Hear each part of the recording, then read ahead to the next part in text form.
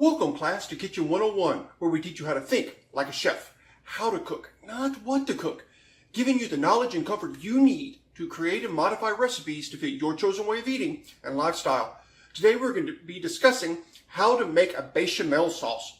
So grab a pen, a paper, and a whisk, because I'm Professor Kitchen and class is in session.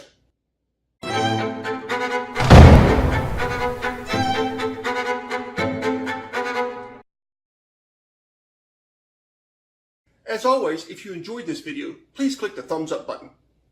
If you wish to receive notifications every time I release a new class, please click the subscribe and the bell buttons. Now, on to the class. I'm not saying that there is a queen among the French mother sauces, but if there were, it would be Queen Bechamel. Bechamel has a mild, generic taste with a thick mouthfeel. This sets up bechamel to be easily modified. It's like the chicken of the sauce world. You can do just so much with it. Do you like potato soup? Bechamel. How about fettuccine alfredo? Bechamel. Creamed corn or spinach? Bechamel. Fondue or queso? Bechamel. How about biscuits and gravy? Bechamel. Cream of mushroom soup? You guessed it, bechamel. Today we are going to discuss how to make a bechamel sauce and give you some tips for modifying it to accent whatever dish you're making. Let's get started. First, let's get the hardware you're going to need out. You're going to need about a 12-inch frying or saucepan, a whisk, and something to pour the sauce into or onto when it's done. A quick word about hardware.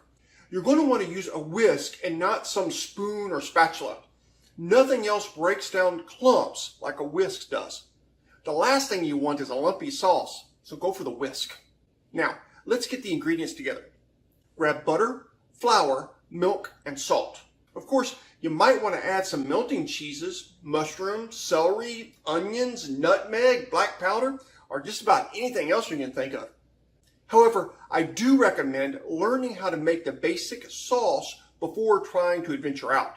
As the ingredients are inexpensive and found in nearly every household, it won't cost you much at all to practice this sauce.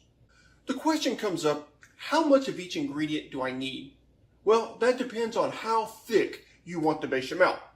For instance, if you're making a classic southern gravy, then you're going to want a higher ratio of flour and butter to milk. If you're making a garlic sauce for your vegetables, then you're going to want a lower ratio. To make a thinner sauce, go for a ratio of about 1 tablespoon of both butter and flour to every cup of milk. To make a thicker sauce, go with a ratio of about 2 tablespoons of butter and flour to every cup of milk. In this example I'm going to do for you today, I am making a thicker sauce, so I used a 2 to 2 to 1 ratio. Okay, so we have our ingredients and hardware. Let's get saucy. The first thing we're going to want to do is warm the milk up. Milk can curdle if we throw ice cold milk into a ripping hot pan. The quickest way to warm up milk is, of course, using your microwave.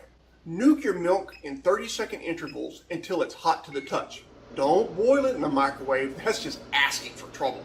Put your pan on medium heat and give it a minute or two to get warm. Then we're going to add the butter and let that melt down.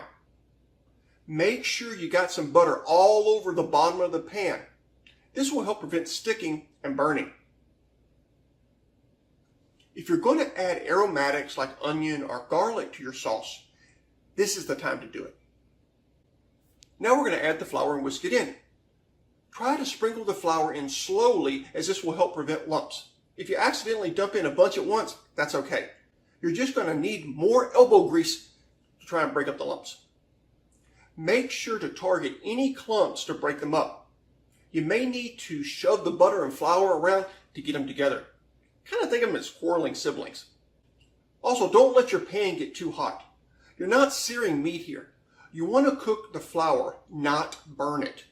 You might need to reduce your heat down to low to keep it from burning. My stove burns hot, so I have to keep an eye on the temperature to make sure my sauce doesn't burn. Bechamel is a very meaty sauce. You're going to want to stay with it every step of the way. Don't wander off to take out the garbage or argue with your spouse or anything like that.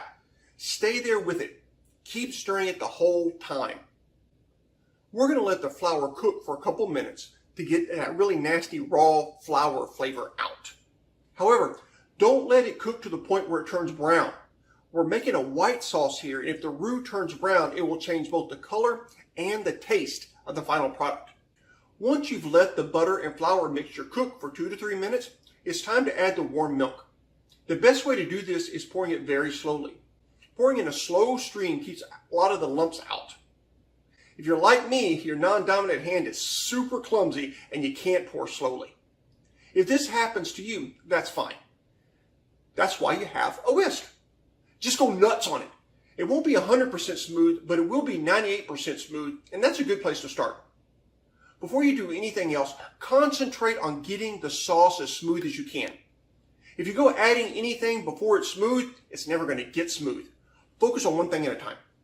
Once your sauce is smooth, you can add your salt and any other seasonings. Also, this is a good time to add things like mushrooms and fresh herbs that don't need a long cooking time. If you want to make an authentic French-style sauce, don't use black pepper. Use nutmeg instead. The French love their nutmeg.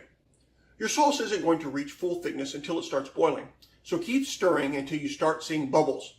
Now, taste the sauce. If it's like you like it, then it's time to plate it. Turn off the stove and pour your sauce into a bowl or on top of your meat or mixed in with your vegetables. Now, bring it to the table and enjoy. I'm going to be making some more videos on modification of the Queen and Mother sauces in future classes. If you have a specific sauce you'd like me to go over, please let me know in the comments down below. Thank you all for coming today. I hope you have a great week. God bless. Class dismissed.